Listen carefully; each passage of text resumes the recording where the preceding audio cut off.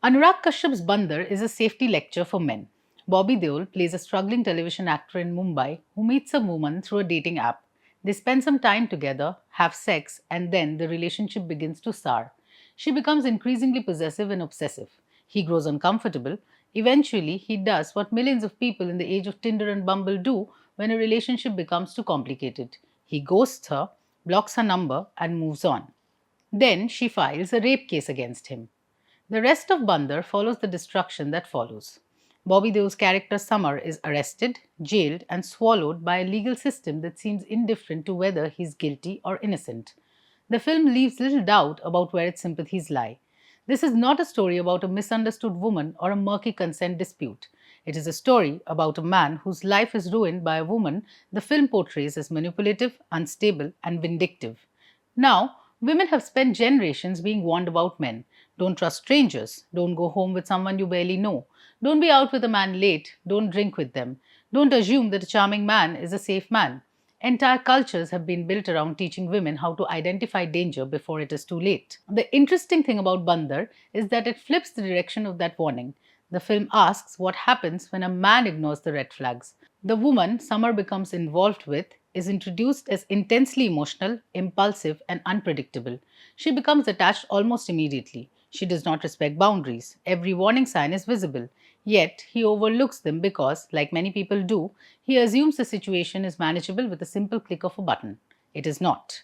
Bandar starts resembling a gender reverse version of stories women have been consuming for decades. Just flip the genders and the film suddenly sounds familiar. A woman meets someone new, the attention initially feels flattering, the possessiveness arrives later.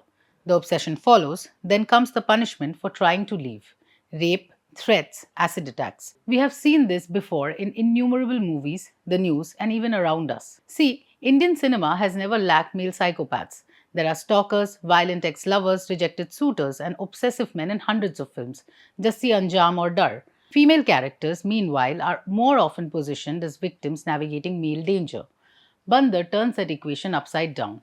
It's like India's Gone Girl. There are consequences for your actions. The movie, while pushing the narrative that men have it worse, depicts a woman who has tattoos, self harms, has a violent and impulsive history, and is a stalker.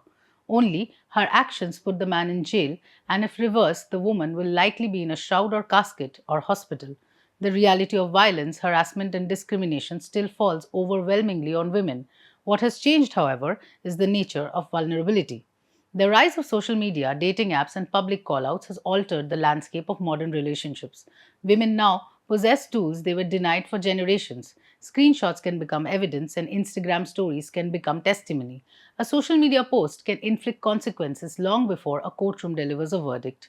Most of the time, those tools have helped expose genuine abuse and hold powerful men accountable. But like every form of power, they have also created new anxieties. That is why Bandar feels very different from Section 375. The Akshay Khanna film was interested in ambiguity. It recognized that power dynamics, consent, and victimhood often overlap in messy ways. Even when it entertained the possibility of a false accusation, it never abandoned the larger conversation about gender and power. The woman in Section 375 was not portrayed as evil or a psychopath.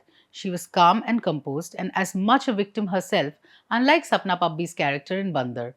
Bandar presents a nightmare and commits to it completely without any of that nuance.